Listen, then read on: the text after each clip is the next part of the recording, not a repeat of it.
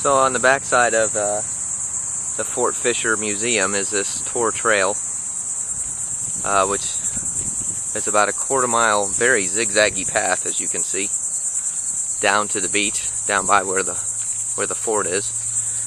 This thing is called the History Trail. It said in the Civil War, Fort Fischer kept the port of Wilmington open for critical supplies from Europe. The port finally fell in January of 1865 after two of the largest sea-land battles of the war. This is a list of all the guns at Fort Fischer.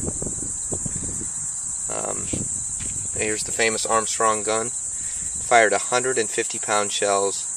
150-pound shell with 30 pounds of propellant charge, and that's what we've got a video of that as well. Not one of our better videos, but a video nonetheless. It said the South's largest eastern Fort Fischer stretched over 1.5 miles and mounted 44 heavy cannons. Due to the beach erosion and construction, only 10% of the fort survives. So let's go check it out. On the trail walk here, there's a little bit of history. The growth of the Fort Fischer, 1861 to 1862. Said the fort was named after Colonel Charles Fischer, killed at the First Battle of Manassas. Let's see what else here. Captain John Hedrick, the next commander, erected more batteries. Said Fort Fischer in the summer of 1862 had an L shape and 17 cannons. There's a picture of that. And it says in April of 1861, Captain Charles Boyles began building individual gun batteries at Confederate Point. A little history there of who was involved. Moving on down the trail here, it says Lamb, a newspaper editor, was not an engineer but read about Russian sand forts from the Crimean War, and it says Lamb expands the fort from 1862 to 1865. Colonel William Lamb took command on July 4th, 1862. For 2 years, over 1,000 soldiers, slaves, and free blacks working 6 days a week.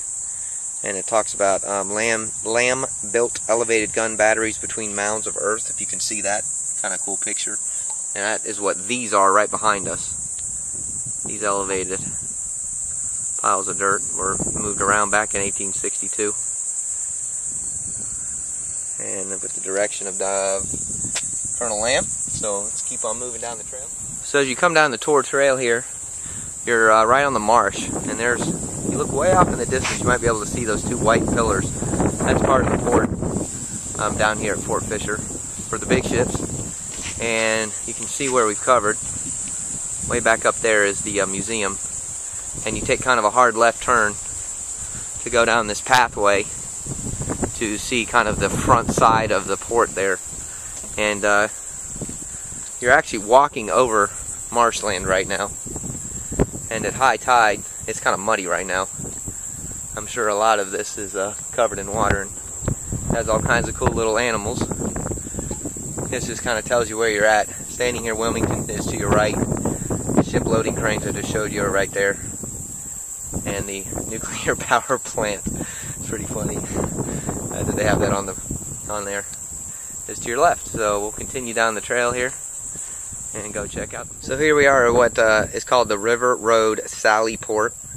This is the fort's main land entrance. It said at 3:30 p.m. on January the 15th, 1865, Union infantry charged into this end of the fort. So you are standing in this video right where one of the biggest battles and entrances happened. If you can hear the wind in the microphone, it is always windy here, and you can tell by the trees how they're always bent, and it's kind of a permanent bend from the wind. So here we are. You can see the mounds of dirt that we've already talked about and described. The path kind of continues up here and around, and you can see there's a couple cannons here. There's a big cannon up there we'll go check out. Right up there. But you can kind of see the way this is situated if somebody were to come in from Oceanside.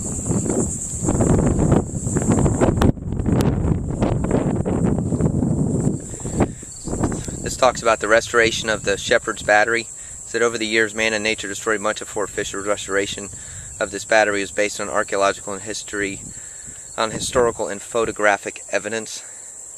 So that what they're talking about is they're rebuilding this mound right here. And there is a lot of erosion around here, and a lot of it's due to that wind we just talked about. Said Shepherd's is one of the oldest batteries in the fort, guarded its western end. A 10-inch Columbiad, which is, I guess, that gun, that cannon, like this one, was damaged at Shepherd's. Said it shot 130-pound round balls 3 miles. That is amazing. 3 miles it could shoot that gun. And here's another one. It said this other gun,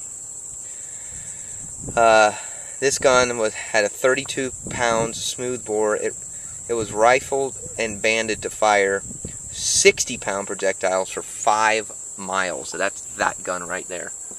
That gun could shoot for 5 miles. I just can't even fathom that way back then.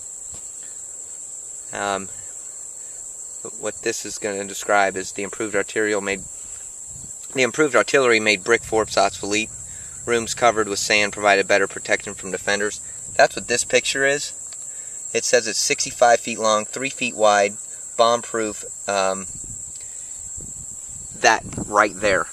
So they would hide down there if they were getting bombed, I guess, from the ocean or when they got on land.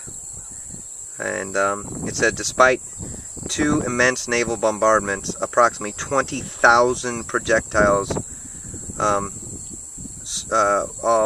covered these rooms. So basically they got just bombarded and they survived in there. So let's go check out this thing. So here we are, what they're calling Shepherd's Battery. The video earlier kind of talked about how many rounds this thing took, how far it could shoot. This is basically a bad-to-the-bone gun. And you are now kind of at the top of where it all happened. So it says Shepherd Battery is one of the oldest batteries in the fort. Like we talked about earlier, guarded it from its western end. And you can see how high you are. You can easily see if something was coming from the west. And they have a platform up here with sandbags where you can see the whole coastline.